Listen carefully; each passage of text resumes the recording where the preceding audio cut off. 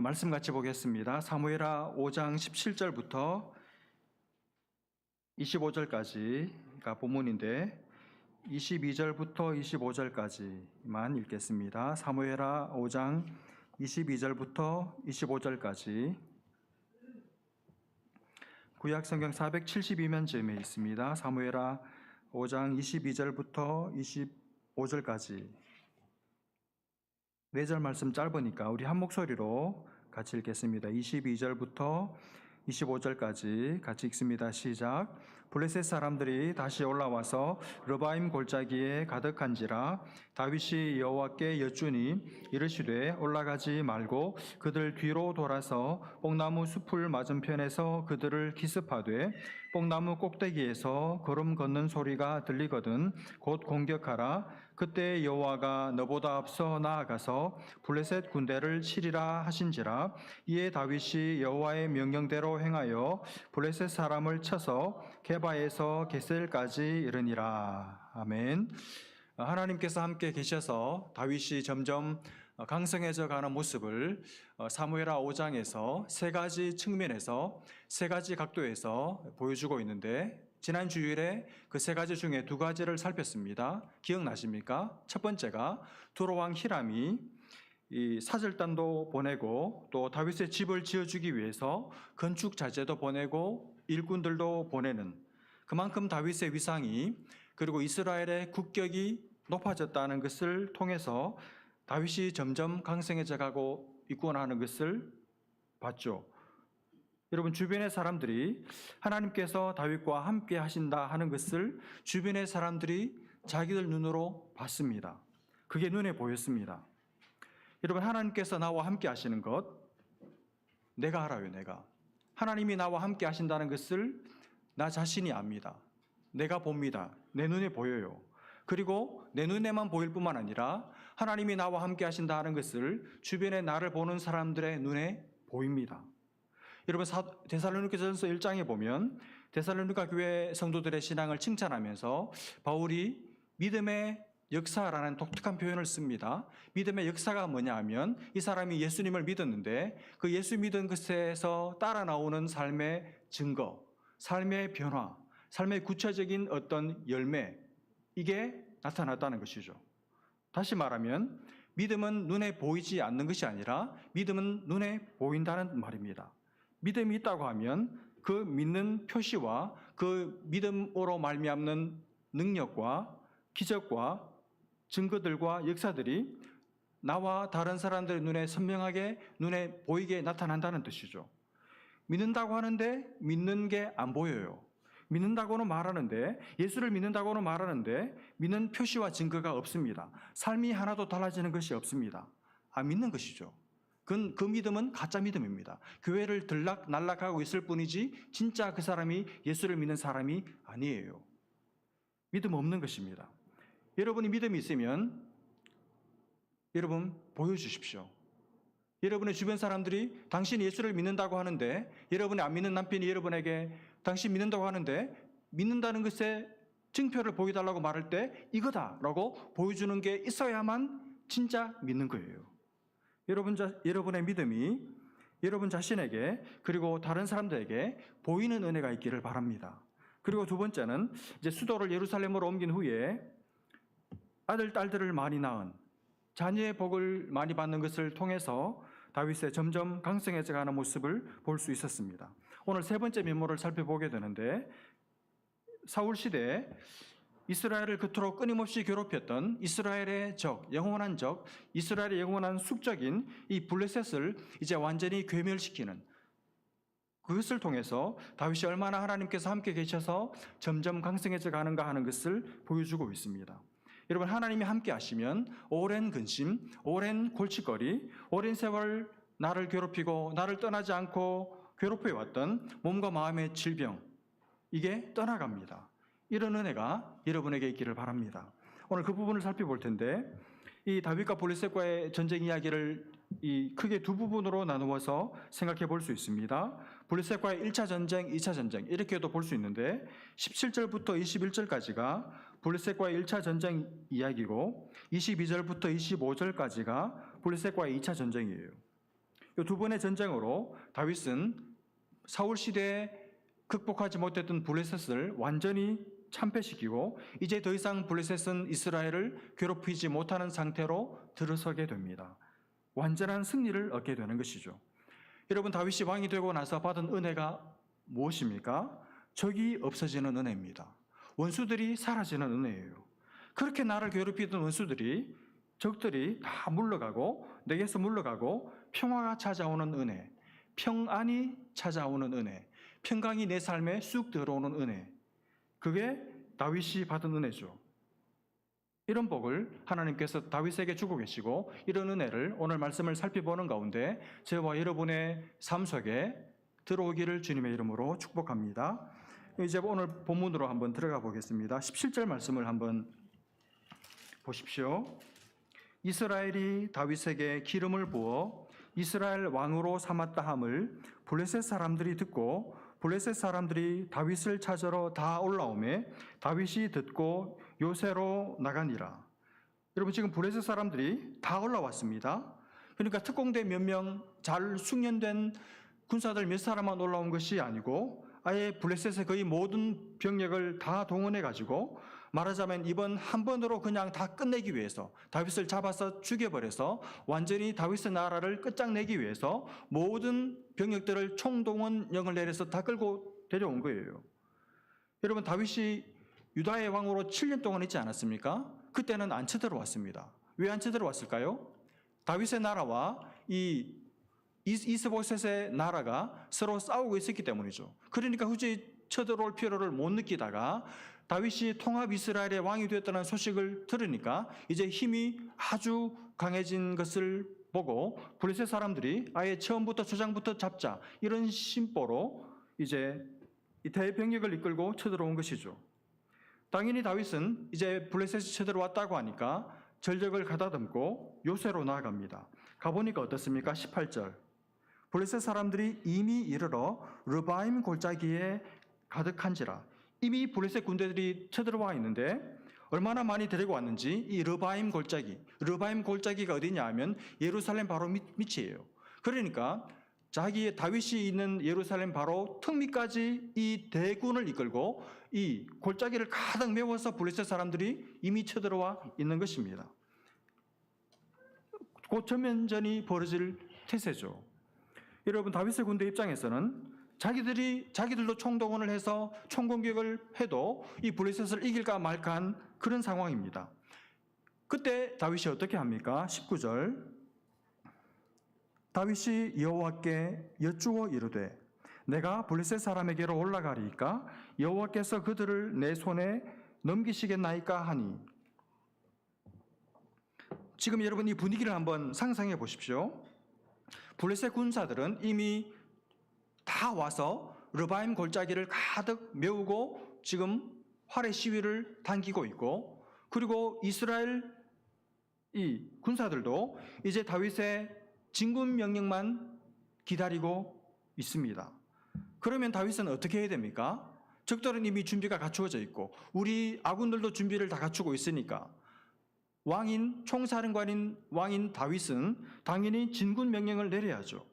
그런데 내려야 할 진군 명령, 발사 이런 명령은 안 내리고 다윗이, 왕이, 군사령관이 갑자기 잠깐 자리를 비워요. 잠깐 자리를 비우더니 한참을 기다려도 나타나지를 않는 것입니다. 뭐 하고 있는 걸까요? 무릎 꿇고 하나님 앞에 기도하고 있습니다. 여러분, 안에 지금 기도할 때입니까? 전쟁이 터졌는데 적들이 지금 골짜기를 가득 메우고 있는데 우리도 준비를 다 마친 상태인데 바로 싸워야죠. 기도는 무슨 기도입니까? 근데 다윗은 그 급박한 상황에서 하나님께 기도하고 있습니다. 장군들이, 그리고 군사들이 얼마나 속이 터졌을까요? 얼마나 답답했습니까? 아니, 저런 사퇴 파악도 못하는 저런 사람이 무슨 왕이야? 저런 미련에 빠진 인간이 다 있나? 그러면서 답답해가지고 한숨을 푹푹 쉬고 발을 동동 구르고 아마 왕인 다윗을 향해서 욕을 퍼부는 그런 군사들이 있었을지도 모르죠. 그런데 다윗은 전혀 아랑곳하지 않고 백성들이 무슨 생각, 무슨 소리를 하고 있는지 아는지 모르는지 그 급박한 시간에 분초를 다투는 그 초급한 그 순간에 다윗은 시간을 의도적으로 내어서 하나님 앞에 딱 앉아 있습니다. 앉아서 기다리고 있습니다. 하나님을 기다리고 있습니다. 하나님께 기도하고 있습니다. 바보 같은 짓이고 전쟁의 판세를 아는 전사라면 미친 짓이라고밖에는 볼 수 없는 그런 행동이죠. 근데 여러분, 이게 바로 다윗과 사울의 결정적인 차이예요. 이게 사울과 다윗의 차이고, 이게 다윗의 나라와 인간의 왕인 나라와 하나님을 왕으로 모시는 하나님의 백성들의 삶의 차이가 바로 이 점입니다. 사울은 어떻게 했습니까?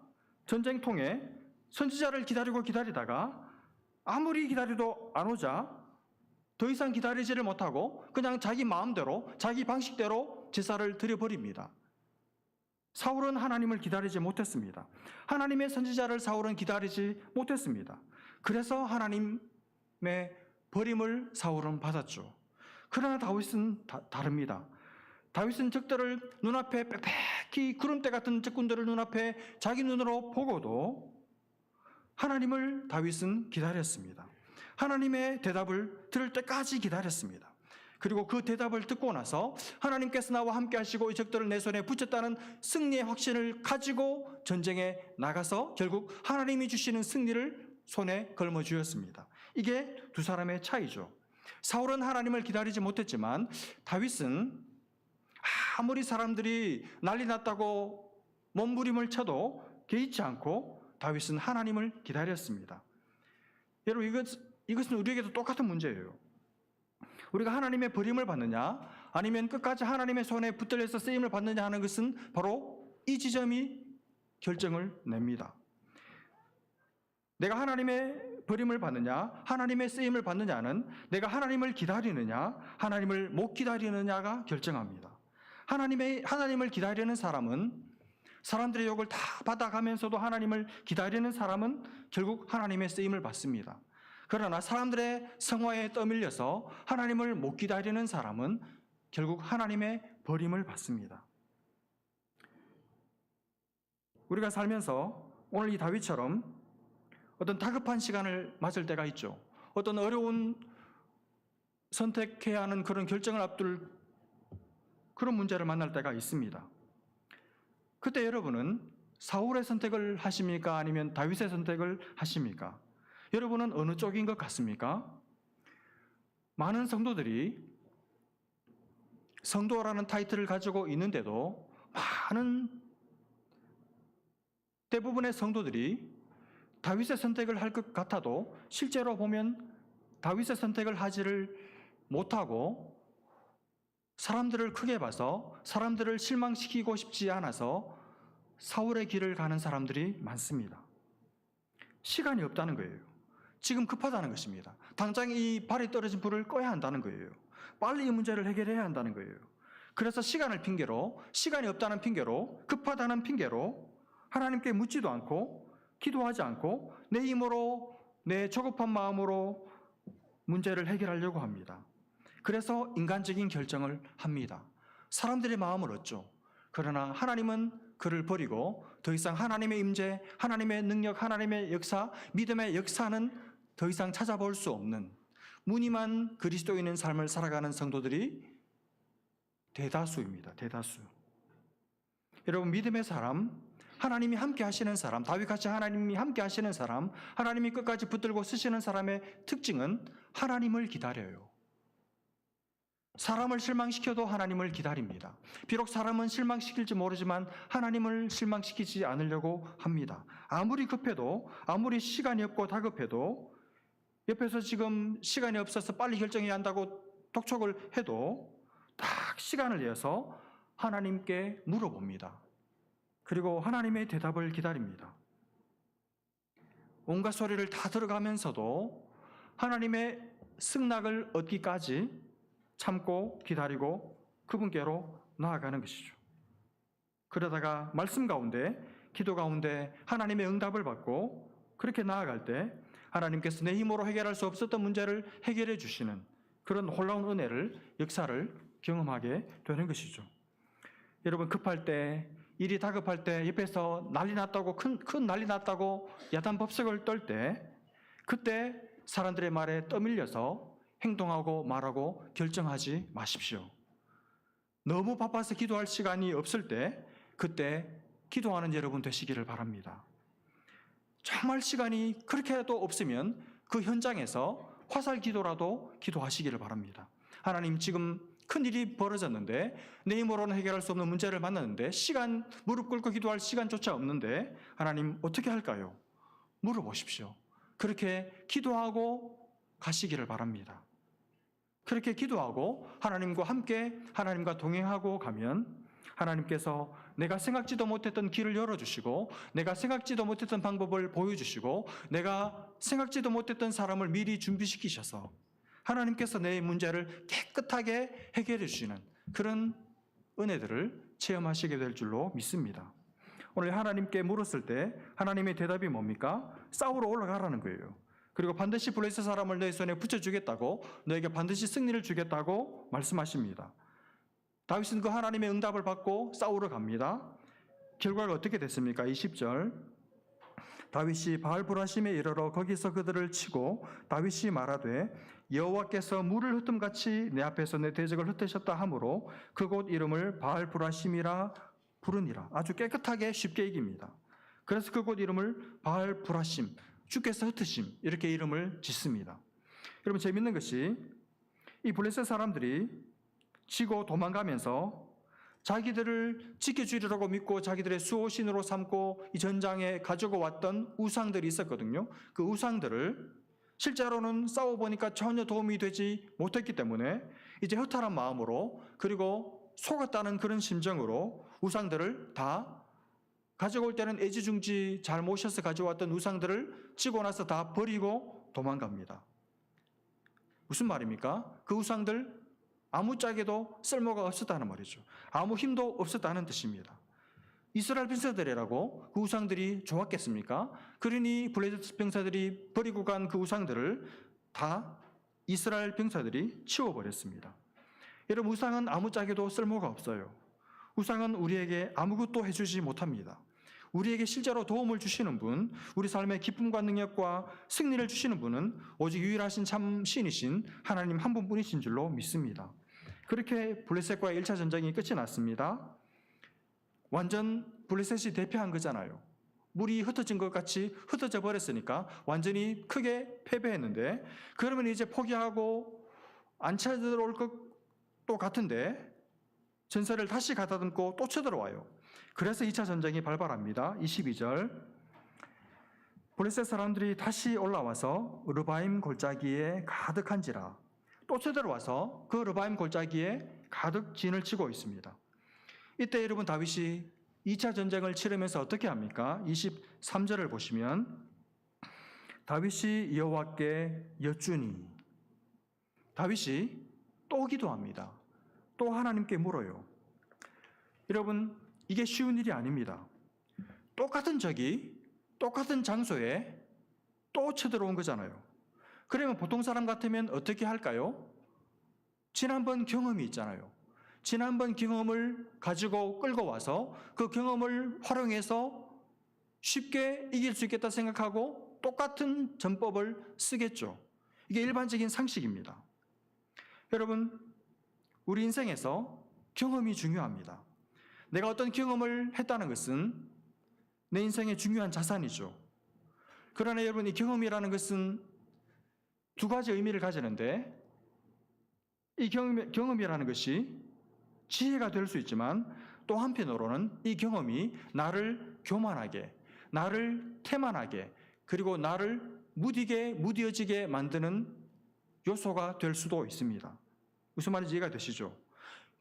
내가 한 경험들이 나에게 지혜가 되기도 하지만 나를 교만하게 하는 제목이 될 수도 있어요. 그리고 어떻게 하면 내가 가지고 있는 그 귀한 경험이 나를 나태하고 교만하고 무뎌지게 하지 않고 그 경험 때문에 내가 더 지혜로워질 수 있을까요? 아무리 경험이 많아도 비슷한 일, 똑같은 일을 만났을 때 내 경험을 참고는 하지만 믿지 않으면 됩니다. 안 믿으면 돼요. 믿지 않고 그때에도 똑같은 상황, 똑같은 일을 만났을지라도 그때에도 내 경험을 그대로 신뢰하지 않고 하나님께 물을 때 하나님께서 새로운 방법을 주시고 나에게 새로운 더 큰 지혜를 주십니다. 이걸 배워야 됩니다. 경험에 갇힌 사람이 아니라 경험이 쌓이면서 더 지혜로운 사람이 되어가는 법을 배워야 합니다. 그래서 여러분, 내가 익숙한 거, 내가 많이 해봐서 잘하는 것이라 할지라도, 내가 경험을 많이 쌓은 것이라 할지라도 하나님께 물어봐야 돼요. 그러면 하나님이 새로운 방법을 주실 수 있고 새로운 지혜의 문을 열어주실 수도 있습니다. 다윗이 하나님께 이번에도 또 물었을 때 이번에도 지난번과 똑같은 방법을 가르쳐 주셨습니까? 아니죠. 뭐라고 말씀하시느냐 하면 지난번에는 올라가라고 말씀하셨던 하나님께서 이번에는 똑같은 상황인데도 올라가지 말라고 말씀하십니다. 이번에는 올라가지 말고 그들 뒤로 돌아서 뽕나무 숲을 맞은편에서 기습 작전을 벌이라는 거예요. 여러분, 지난번과 다르죠? 지난번에는 그냥 올라가라 그랬는데 이번에는 올라가지 말고 매복 작전을, 기습 작전을 쓰라고 말씀하십니다. 이번에는 하나님께서 다른 작전을 주셨습니다. 작전이 바뀌었어요. 왜 이렇게 된 걸까요?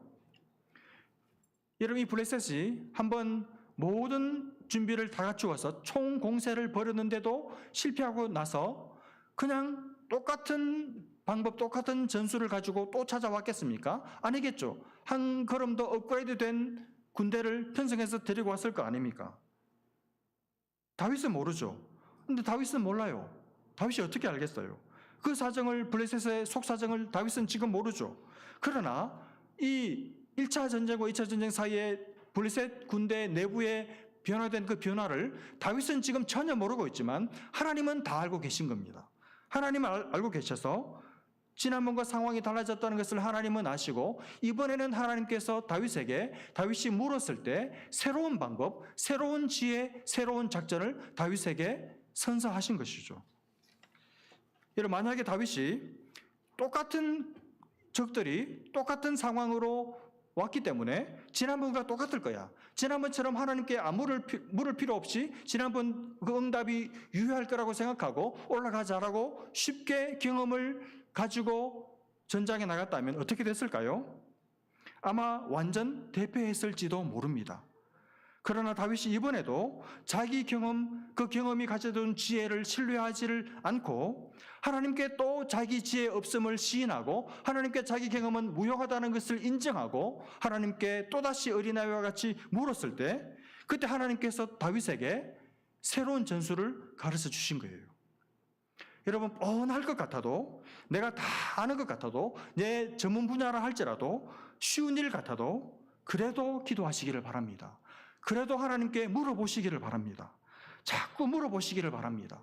별것 아닌 것 같아도 계속 물어보시기를 바랍니다. 하나님이 그만해도 된다라고 말씀하시기 전까지는 계속 물어보시기를 바랍니다.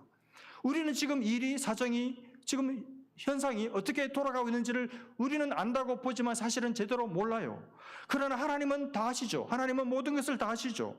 그 하나님께 물으면 하나님은 상황을 다 아시는 하나님께서 새로운 방법을 내게 가르쳐 주셔서 까딱 묻지 않았으면 내가 실패했을지 모르는 그 상황에서 하나님께서 내가 실패하지 않고 승리하게 하실 줄로 믿습니다. 그러므로 여러분, 인생은 누가 이기느냐 하면 자기 경험을 많이 가지고 있지만, 지혜를 많이 가지고 있지만 그것을 신뢰하지 않을 줄 아는 사람, 하나님께 묻는 사람이 이겨요. 누가 성공하느냐 하면 하나님께 자주 묻는 사람이 성공하는 줄 믿고 항상 어떤 문제든지 쉬운 문제라 할지라도 하나님께 물어보시기를 바랍니다. 이번에 가르쳐준 작전이 뭡니까? 24절에 보시면 뽕나무 꼭대기에서 걸음 걷는 소리가 들리거든 곧 공격하라. 그때 여호와가 너보다 앞서 나아가서 블레셋 군대를 치리라 하신지라. 하나님께서 이번에 작전을 자세하게 가르쳐 주십니다. 뽕나무 꼭대기에서 어떤 걸음 걷는 소리가 들릴 거래요. 여러분, 뽕나무 꼭대기에서 어떻게 사람 걸음 걷는 소리가 들립니까? 사람이 뽕나무 꼭대기에 사개월은 올라가도 군인들은 못 올라가요. 그러면 이 걸음 걷는 소리, 행군하는 소리 누구 소리겠습니까? 하나님의 군사들의 소리죠. 하나님의 군대에 행진하는 소리죠. 내가 내 군사들을 하늘에서 풀어놓을 텐데 그 소리가 들리거든 그때 움직이라는 겁니다. 그때 움직이는데 그때에도 너희들이 먼저 나가서 싸우지를 말고 내가 앞서서 싸울 거니까 너희들은 나를 뒤따라와라. 이렇게 하나님께서 작전 명령을 내리십니다. 여러분, 저는 참 이 장면이 은혜가 됐는데 왜 하나님께서 앞서 가셔서 블레셋 군대를 치실까요? 사실은 다윗이 블레셋을 치고 싶은 마음보다, 다윗이 블레셋을 이기고 싶은 마음보다 하나님이 블레셋을 치시고 하나님이 블레셋을 이기고 싶은 마음이 더 크셨던 거예요. 다윗의 원함보다, 다윗이 승리에 대한 사모하는 마음보다 하나님의 소원, 하나님의 원함이 더 컸다는 말입니다. 하나님께서 블레셋을 물리치고자 하시는 마음이 더 크셨다는 말이죠. 그래서 앞서 가시는 겁니다. 여러분, 우리가 우리 인생을 성공하고 싶잖아요. 우리 인생을 승리하고 싶잖아요. 우리가 영적 전쟁에서 이기고 싶어 하지 않습니까? 근데 사실은 우리보다 하나님께서 우리가 아름다운 삶, 행복한 삶, 거룩한 삶, 승리하는 삶을 사는 것을 우리보다 하나님께서 더 원하신다는 사실입니다. 우리의 승리는, 우리의 행복은, 우리의 거룩은 우리의 소원이기도 하지만 사실은 하나님의 소원이에요. 하나님이 우리가 그렇게 살기를 우리보다 하나님께서 더 원하신다는 말입니다. 하나님이 원하시기 때문에 우리가 복받고 우리가 승리하고 우리가 성공적인 삶을 사는 것을 내가 원하는 것보다 하나님께서 더 원하시고 앞서 행하시기 때문에 우리는 반드시 잘 될 줄로 믿습니다. 우리는 복을 안 받고는 못 배길 줄로 믿습니다. 우리가 잘 되고 우리가 이기게 될 줄로 여러분 믿으시기를 바랍니다. 하나님 우리의 삶의 모든 어려움 앞에 여러분 앞서가십니다. 내가 고민하고 내가 괴로워하고 내가 문제가 해결되기를 원하는 것보다 하나님께서 더 원하세요. 그래서 우리 앞서가셔서 적과 싸우시고 문제를 해결해 주십니다. 여러분 앞서가시는 하나님을 믿고 그 하나님을 신뢰하고 따라가시기를 바랍니다. 앞서가셔서 승리를 이루시고 그 승리를 내게 주시는 하나님을 경험하는 복된 성도들 다시 되시기를 주님의 이름으로 축복합니다. 기도하겠습니다. 하나님 아버지, 지난 한 해 우리의 삶 가운데 우리 앞서 행하셔서 승리를 약속하시고 승리를 주신 하나님, 그 은혜에 감사하며 날마다 하나님께 물으며 우리의 경험, 우리의 지혜를 신뢰하지 않고 하나님께는 또 다른 작전이 있음을 신뢰하고 하나님께 묻고 승리의 확신을 가지고 나아가는, 그래서 앞서가시며 싸우시면서 우리의 삶의 오래된 문제들, 오래된 건강의 문제, 경제적인 문제, 신분의 문제, 삶에 막힌 모든 문제들을 하나님께서 또로 해결해 주시는 것을 경험하는 복된 성도들 다 될 수 있도록 은혜를 더하여 주옵소서. 믿고 감사하며 예수님의 이름으로 기도합니다. 아멘.